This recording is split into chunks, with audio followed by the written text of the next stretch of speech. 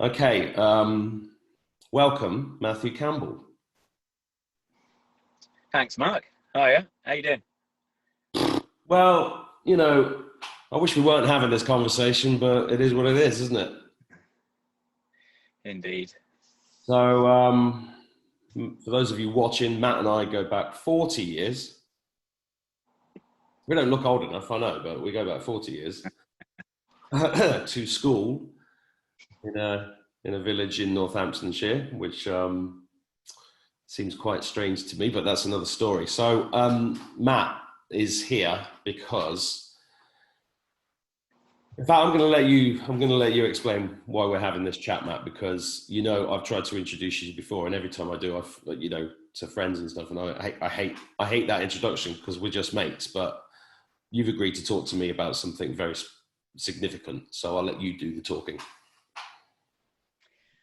Yeah, so as Mark said, we go back to the same class at school, age 11 going 12, whatever it is, start of secondary school. And I had a brother, Geoff, who was a year younger than me.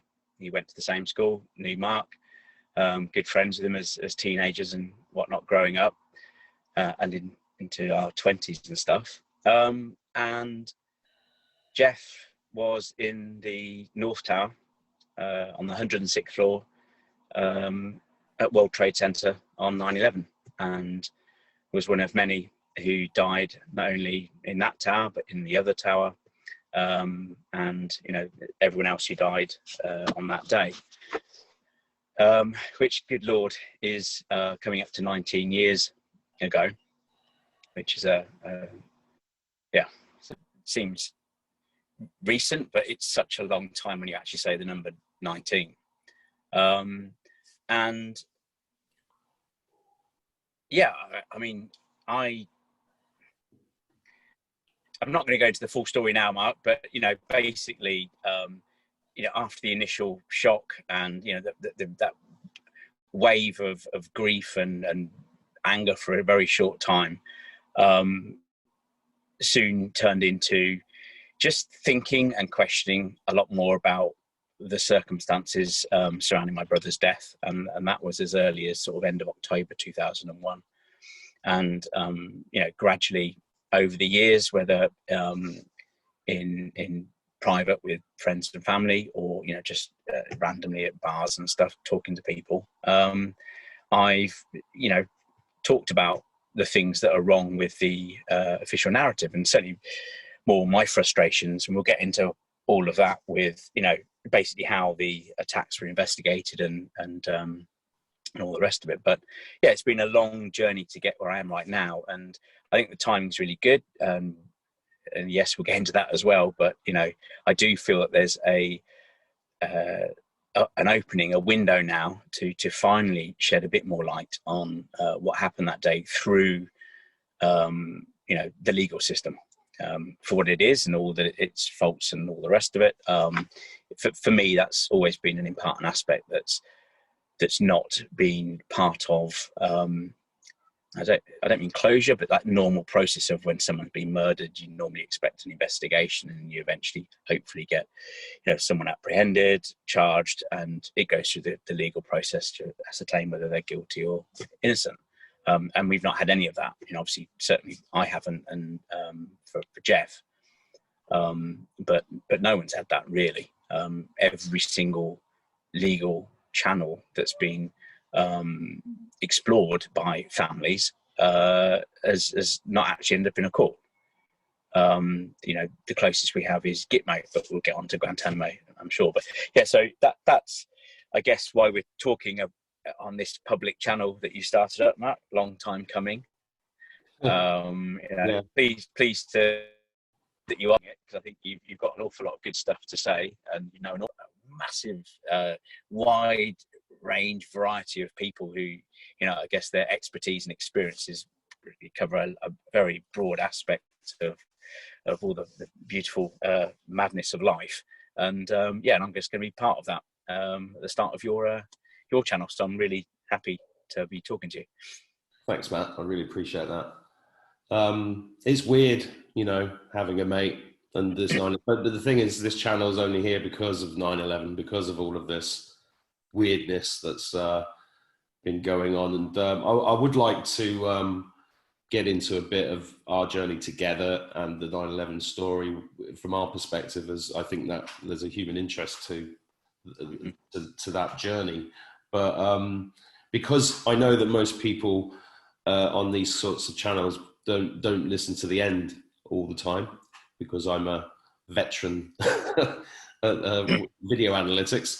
Can you just sum up precisely? I mean, I got the email from Architects and Engineers for 9/11 Truth, Richard Gage, saying that this legal thing that you're about to do is possibly the biggest opportunity in history for 9/11 Truth. So let's sum that up. Now, as much as you can say, obviously you've got legal implications. I don't want you to say anything that's going to damage you in any way at all, obviously, because I'm 100% behind what you're doing, 110%. Say whatever it is that you can say about what it is that you're trying to do. And there is an aspect to this that is a fundraising aspect. So let's get that covered now, and then we can go into more of the background after that, if that's all right with you. Sure. Yeah. So my brother had an inquest that was first opened, I think, in 2004, and then for some bizarre reason adjourned for 9 years, and was opened in 2013. And it was very much sort of rubber stamp, blasted through. I think they spent about 2 or 3 minutes discussing his individual case. There was 9 other British victims that were had separate inquisitions as part of that sort of joint inquest. They parroted essentially the official narrative, and they drew on sources like the 9/11 Commission report, the FBI, the chief medical examiner of New York, and just went through the motions. And my brother's had lots of remains identified in 2002, 2004, 2008. And then a few months after his inquest, he had further remains identified. And whilst the other remains are over in the UK and buried, and as part of, I should explain, I guess not everyone's going to be a UK listener. In the UK, we have this thing called an inquest. And if someone's been killed overseas, or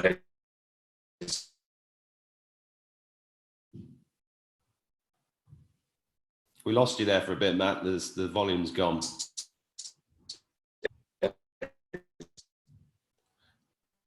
Yeah, we have a signal problem. Can you hear me, Matt? Suspicious circumstances, including in the UK. But if you've been overseas, if you oh, sorry. Okay. Yeah, we lost the signal there. I lost about a minute of you talking. Okay, what was the last thing you heard me say? I don't know. I got so distracted by trying to hear what you were saying. I can't actually remember the last legible bit.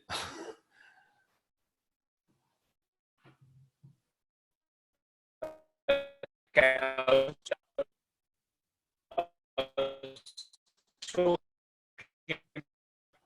No, I think we've got the gremlins here, Matt. I was talking about the multiple remains that have been identified by my brother. Yeah. And in 2002, 2004, 2008, and 2013. Yeah. And the remains.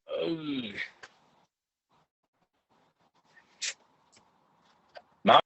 Yeah, I'm here. Can you hear me? It's I'm I'm stuck where I am. Maybe. Shall I go back to the inquest? The remains. Yeah, maybe if you stop video, that'll help us. Okay. Okay. Let's try this.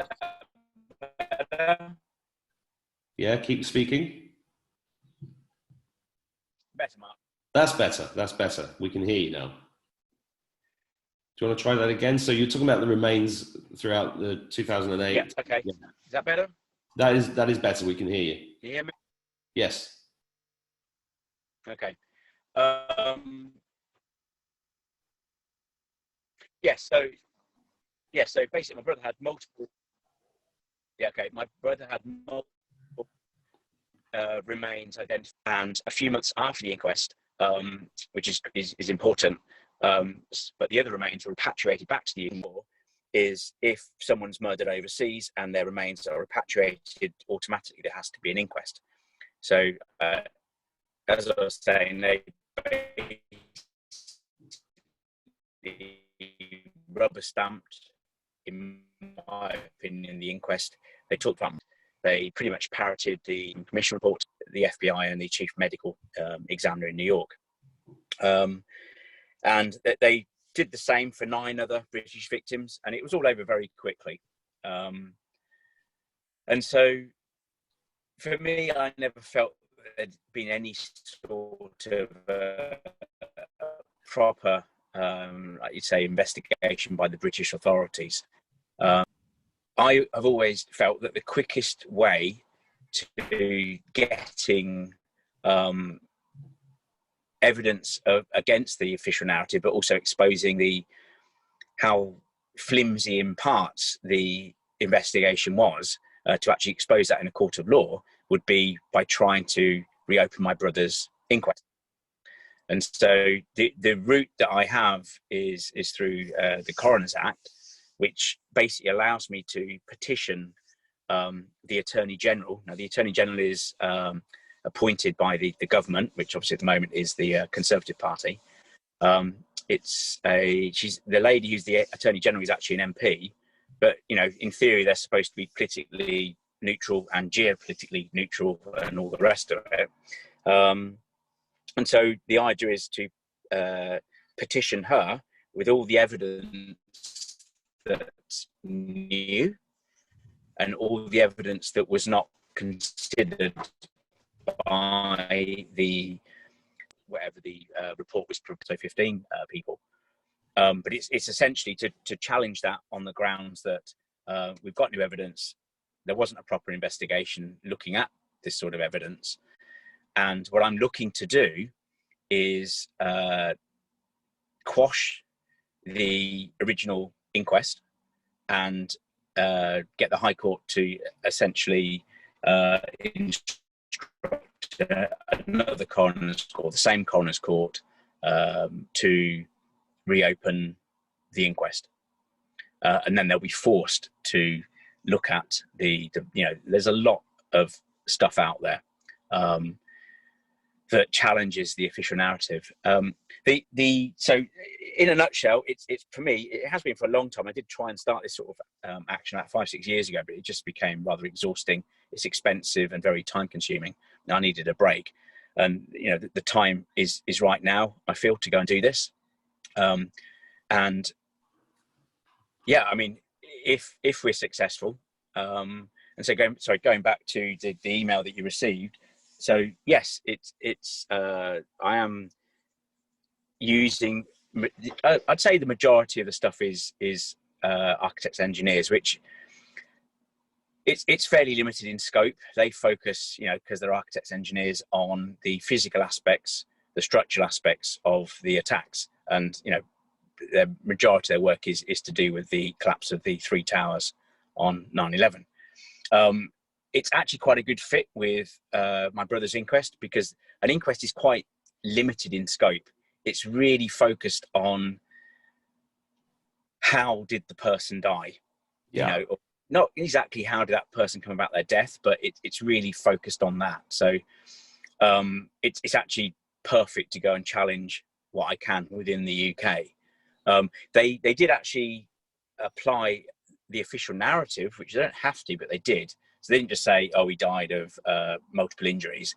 They said, "Oh no, it was part of a coordinated terrorist attack by Al Qaeda, where AA-11, American Airlines 11, was flown deliberately into the North Tower, which ultimately caused its collapse." What I'm specifically challenging is that AA-11 is the sole reason why the tower collapsed. And so we're putting forward the case that it was actually explosives and incendiaries that brought down the tower that Geoff was in. So either directly or indirectly, he was killed by explosives, and not AA11 being solely responsible for bringing down the towers. So it's all happened rather quick. I mean, I have been bouncing around the idea of restarting this for the last 2 years, but really has picked up speed the last 3-6 months. And yeah, the goal at the moment, I mean, it's not cheap. The barrister that we've got, he's got a lot of experience in what I'd call tricky areas. So he's done Palestinian rights, he's done Hillsborough, he's also representing families in the Lord Janner sexual abuse case. So, you know, he's an interesting barrister. He's one of the good guys by the sound of him. Yeah, I mean, he's certainly been involved in what I'd say, they're not easy, and they're certainly controversial cases. But yeah, it comes at a price. And so the architects and engineers, you know, although they put up a little bit of the money initially just to get the ball rolling, that, you know, there is a drive to raise, I think it's about £70,000, which is what it's going to cost to get it into a formatted application that we push to the Attorney General. And just briefly sum up, because I know you said to do it at the start. So yeah, we're petitioning the Attorney General. If the Attorney General, who looks at the same law that the barrister looks at, and in my opinion, the barrister's opinion, are well above the bar that's required, he should then give the authority, or the fiat, whatever it's called, to instruct the High Court to basically support what he's pushed onto them, to instruct a coroner's court to reopen or quash the initial inquest and then reopen the a new one. But you know, there's steps and there's a process along the way. It's not going to be quick. Assuming that we can get past the Attorney General, which I'm very hopeful of, you know, that the first, I'd say, resistance will probably be at the High Court, where not only can I guess, you know, the legal people get involved. So the coroner court, for example, could object, unlikely, but they could. But also third parties. So that's when we might get some interest from, you know, the US authorities, etc., or even British authorities. Who knows? So yeah, I mean, it's potentially big. Nothing's been in court. Like I said, nothing has got into a court of law, certainly challenging the official narrative in any way, shape or form over 19 years. It's just extraordinary, isn't it? Yeah. You know, it'd be nice to, you know, it'd be great to go for the bigger story, the bigger picture. But, you know, I wouldn't say it's impossible, but this is potentially a way forwards to start that process, particularly if more family members come on board, both in the UK and the US. Or at least follow up on if, you know, this case and where it goes. So yeah, it's kind of, it has the potential to be, you know, significant. Let's put it that way. However far it gets, yeah. Well, yeah. I mean, also there's the timing of it as well during this pandemic, quite extraordinary. Yeah. It's kind of weird. I still haven't met the barrister. When I spoke to him 4.5 years ago, it was online, just to save some money having to get him to go and travel to wherever we needed to meet up. And so yes, this is all being done online, and which is fine. You know, that's the nature of the work. But yeah, timing wise, given everything that's going on, and it's not just you know, COVID-19 and everything that's brought with it. It's other stuff, isn't it, going on behind the scenes? Which I know, you know, we've talked before about, and I'm sure you'll want to get into some of the sort of paedophile stuff that's going on right now, and where that could be going for justice for both the victims, but also obviously against those that have been doing that, and trafficking, all that kind of stuff. So yeah, it's interesting timing. Well, you know my opinion. The people behind 9/11 are the same people behind the this, but we do have a sitting president in the US who's on tape from New York as a builder in New York as saying, "Yeah, it looks like controlled demolition to me." Have you seen that tape? Yes, I have. Yeah. And I'm hoping that, it's just amazing that nobody in officialdom has ever come out and talked about the truth about 9/11. But, we're up against incredible cognitive dissonance. I mean, when it happened, I was in intensive care when 9/11 happened. I think we've talked about that before. And then I got a phone, and then a week later I can't remember how long it was later, but then I got a phone call from you, and I was working in Liverpool at the time. And I was like, "Hey, Matt, how you doing?" And you said, "I'm in New York," because Geoff was in. I was like, what? And then I remember all of that unfolding. Not obviously as vividly as you do, because it was just, you all went over to New York, didn't you? And then you had to shake hands with Bush and Clinton. Oh, it was an insane time. I mean, I'm sure anyone, whether it be a car accident or anything where someone has been killed or obviously murdered, it's such a shock to the system. And I mean, we're all in shock. So I was on holiday in Lanzarote with my wife and two kids at the time, were only 6 months and 18 months. Yeah. My mum had flown out the day before to come and join us for a week. And obviously the shock, I won't go into the story about how we found out and stuff, but just I remember the stress of trying to get on a flight back to the UK and then trying to get on a flight to New York, because obviously all planes were grounded, and it was just mad. And then the media circus started just as we were flying out the day before we flew out. I think we flew out on the Saturday, so it was like the Friday, I think the BBC and others started to contact us. But yeah, it was a very intense time. And but there's lots of people along the way who have helped me get to where I am right now. And I'm thinking particularly, a mutual friend of ours, who's my co-director at the time, Henry, who really started that process for me, sending me that John Pilger article on This War is a Farce, to the Mirror time, I think, and that was end of October. And we can talk about other stuff about how he actually did start to wake me up in April that year, talking about how gold was manipulated, but that's another story.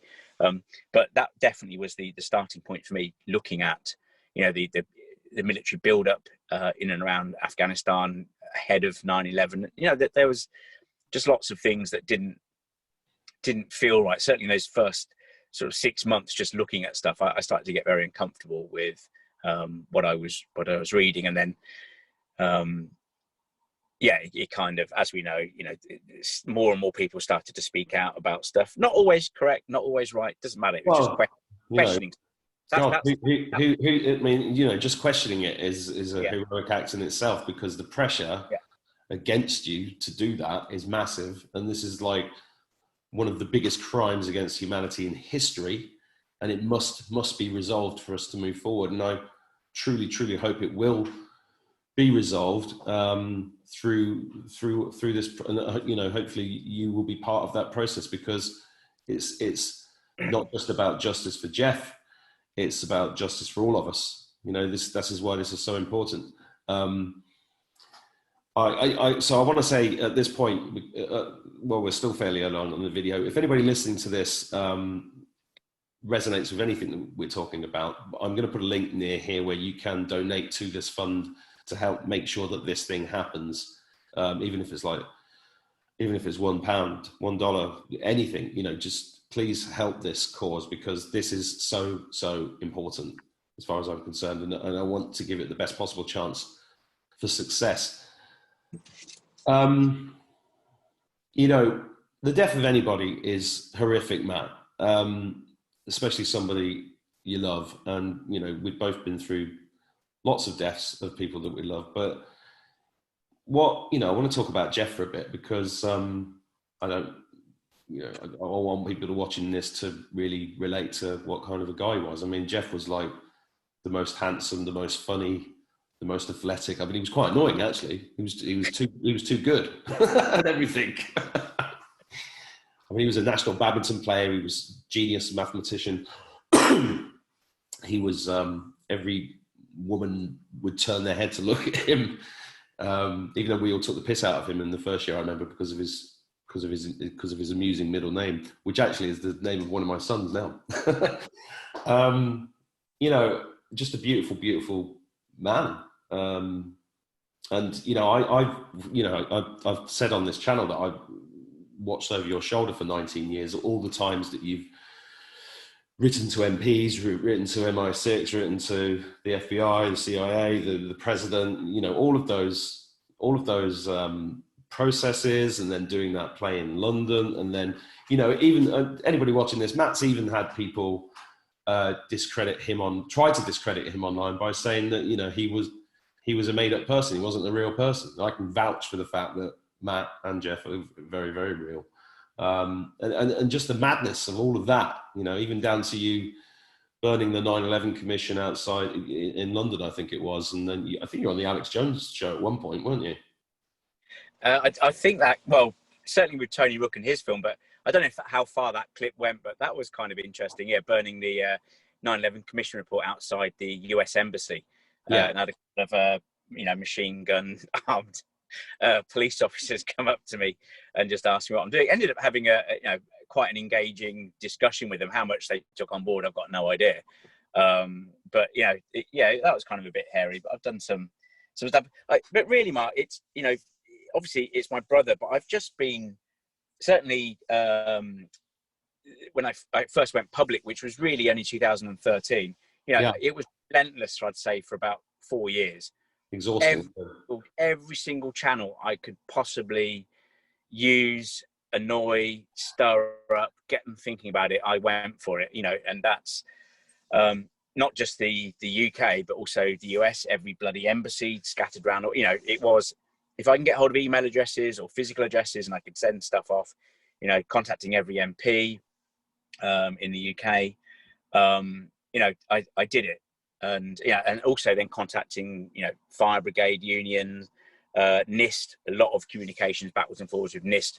They were the body that were instructed by US government to investigate the collapse of the towers, as well as Building 7. And, you know, and just, it was just relentless. And it was a very kind of crazed period. I look back and I think, I can't believe actually the amount of volume of emails and stuff and research I was doing. You know, and I was just on a mission. You know, it's just extraordinary. I mean, I'm going to mention that film that you did with Tony, Irrefutable. Incontrovertible. But yes. Sorry, if you're watching this, Tony, sorry. Irrefutable evidence. Incontrovertible, right. And that film's still up on YouTube, is it? Yes, it's on, probably mirrored on Vimeo and stuff. But yes, I fell over the two main channels, which is mine and I guess Tony's have had over 1 million, and it's on other channels. So it's had over at least 2 million views.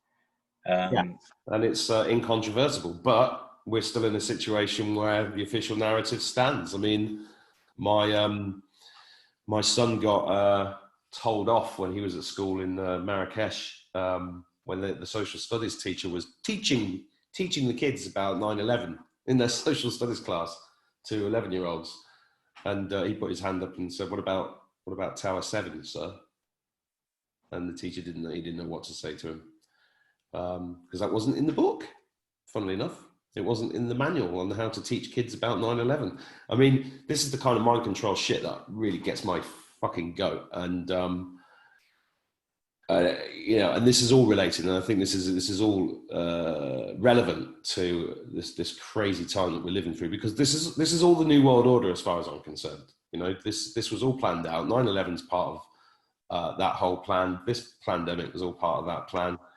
They want 6.5 billion people dead. That's the plan, right? I can't remember if you exactly agree with my viewpoint on that, and I'm sure you probably don't, and that's fine. But do you see a good ending to all of this?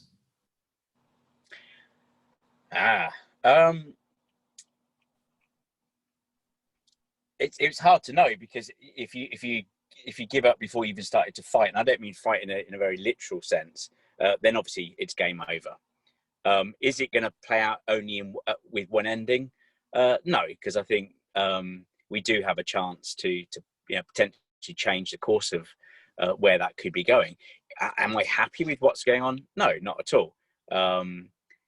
It's I've seen it in quite a few posts, and I've said it myself in Facebook and stuff. Are we seeing right now, and particularly more recently, but you could say the same over the last 19 years, are we seeing a replay of the indifference that the Germans had in the 30s, or I imagine indifference or denial, or just hoping it's going to go away, that slowly clawing back of freedoms, of civil liberties, and just more intrusion by the state into your lives, be it you're not carrying the right papers, whatever. And I'm kind of absolutely flabbergasted. More of my friends and people that I know aren't openly talking a bit more about where this stuff's going, particularly the stuff that's going on in New Zealand right now with containment camps, if you're quarantine camps, whatever the hell they're calling them. That should alarm everyone. And so I'm a little bit surprised but not surprised that people aren't discussing it, but also just how we seem to just be accepting stuff, because it's actually not that hard to challenge stuff. And whether it be a small thing of wearing masks, not wearing masks, doesn't matter. I mean, masks are kind of a part of it. It doesn't really matter. It's just the whole questioning stuff, going back to that, the importance of questioning stuff. Doesn't mean you're always going to get the truth or the right answers, or even end up believing the right stuff. It doesn't matter. Just to carry on, just for me, it's not unthinking, but it is almost like that, is incredible. Because I remember being back in that space, because I was at the time, whatever I was, 32. Yeah. So in April of 2001, when my co-director sat down, and gold at the time was $270 an ounce. And he sat down and said, I've got a couple of things to say to you. Number one, do you want to make some money? And number two, the world that you work in, because I worked in the financial industry as an IT person. He said, that industry is completely crooked. It's manipulated. It's rotten. Very corrupt. And I didn't really believe everything he said, but I was in a bit of shock. And but hey, gold's now over $2,000 an ounce, and things have unraveled, certainly in terms of exposing the manipulation that goes on in the markets. But up to that point, honestly, I hadn't really thought about anything.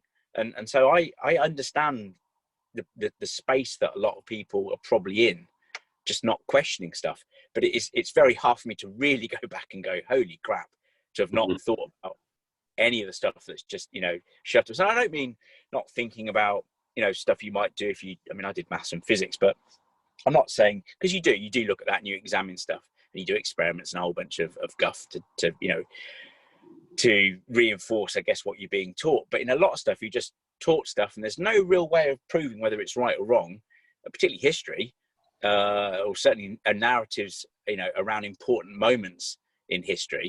It's very hard to not just challenge it, but to actually go back to first sources and is it right? Is it correct what they're saying to us? I'm rereading, even though it's quite mainstream, a book about JFK by the two guys who wrote 11th Day. And, there's stuff in there. They don't go into as much detail as I'd like to when there's anomalies. But, Christ, the first chapter, you should go, holy crap. The cover-up that went on in JFK's death is just staggering. And, so are we learning from history? No, because it goes on and on and on. Hillsborough, quashed inquest or second inquiry. Bloody Sunday, first inquiry, whitewash. They had a second one. I'm not saying it was a perfect outcome afterwards, but it's like the first one is a bloody, in a lot of cases, a bit of a, let's just ring fence the official narrative, keep it all safe.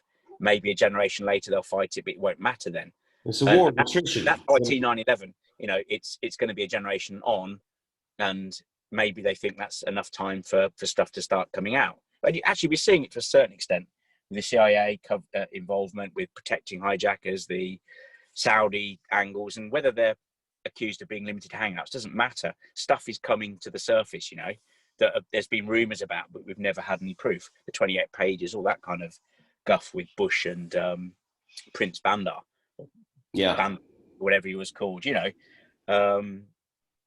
but yeah, so sorry, I digressed and went off on one then. No, that's fine. That's fine. Know. I'm just like thinking about, anybody watching this, there's a couple of interesting things. One is that Matt has been to Guantanamo Bay. He got invited there. He was going to go, I think you were going to go with your wife, but you ended up asking me, she didn't want to go. And then I got told I wasn't allowed to go, so I didn't go, but you did. And, you must be one of few people that has been to Guantanamo Bay that isn't either a soldier or a convicted somebody. What was that like? Because I was supposed to be with you, and I have that crazy theory that they tried to take you out with a hurricane called Hurricane Matthew. Yeah, and I'm not asking you to give your opinion on that. I just. Hang on. That Hurricane Matthew was, I think, 4 days after there was a fire that nearly burnt down my flat. So it was a bit of a peculiar time. So I can understand. I think Bob's been looking after you, to be honest. In fact, I know he has. And that's funny coming from me because, 20-year atheist. But, and you and I have had a lot of spiritual experiences as well, but we don't need to go into those on this call. Guantanamo Bay, what was that like, Matt? Do you want to just... Yeah, I mean, it was so strange. I mean, for me, it's to put, I guess, that place in context for me is I see so many elements of 9/11 important to investigate. And whatever their role, the people that are there, allegedly the people, whoever they are, whatever their role was, I just see that as another part of trying to piece together. And because you can still get a big picture out of what's going on there. I can't remember what the terrorist's name was in the late 80s and 90s, but there's a book about him called Gun for Hire. I know the David Shayler story, the whistleblower who uncovered the plot that MI6 had been funding Al-Qaeda to assassinate Gaddafi. The intelligence arm uses these dodgy guns for hire to carry out some of their work. So for me, they could be still very much part of the plot, but it was hijacked and used to their advantage in lots of different ways. That's both carrying out the attacks and obviously the eventual never-ending war on terror. But yeah, Guantanamo. I think I was the first victim family member from Britain to go over there. So I went there, was it 2017? I can't remember exactly, maybe 2016, can't remember. So a few months after this Hurricane Matthew. And it was just the most bizarre place. I've not really I know you've been in the RAF and stuff. I've not spent a lot of time with military characters. There's one guy at university, I've got a friend who's was ex-army. And although I did a master's at a military place as a civilian, it's not something you're used to. So it was very strange going to a completely military controlled base. Whatever the arrangement or the forcing that they forced Cuba to hand over this land for how many decades, years, 100 years, I don't know. But yeah, so there's these five guys who, I mean, almost by so there's five guys on trial there. Khalid Sheikh Mohammed's probably the best known out of the five that are there. He's called the so-called chief architect once they basically dropped bin Laden as the chief bogeyman. He was put forward as the chief architect, and he's the uncle of Youssef, the 1993 World Trade Center bombing guy who got done. So there is some weird sort of connection there with my brother's death. So anyway, these guys are there. They've all been, tortured, not quite to death because they're still alive, but they've all been tortured. That keeps coming up in the court case, or the military tribunal, I should say. I got to meet the defense lawyers. I got to meet the prosecution lawyers and the chief prosecution chap there.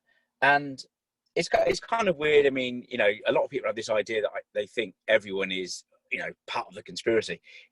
My reaching opinion, I guess, of my experience was most of them aren't. They're there doing their job, and they just part of the system that's doing it. And they're good people, and whatever. But it was very odd. I mean, there were five guys obviously accused of being part of the murder of my brother. The security was kind of a bit nuts, as I guess you'd expect, a little bit over the top, really. I don't know what they expect these five guys to do. And, my frustration there is, and I guess it's actually got parallels to my brother's inquest, actually, is it's quite narrow in scope. I mean, they aren't looking at a whole bunch of stuff. And I talked about it earlier, about the two guys who alleged hijackers of AA-77. And I know some would say the plane that allegedly hit the Pentagon. The CIA were actively protecting them, both before they came to the States and once they were in.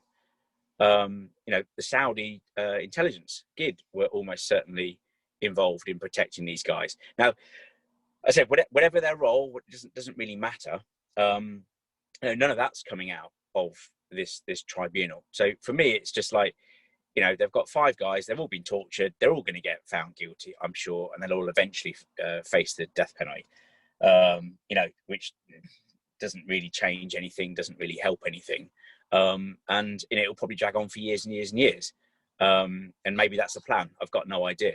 But Guantanamo is a very, very strange place. And yeah, sorry, Mark, just to finish off talking about them killing me off. When I came back from Guantanamo late December, wherever it was, 2017, 2016, I got pneumonia. So I survived that though.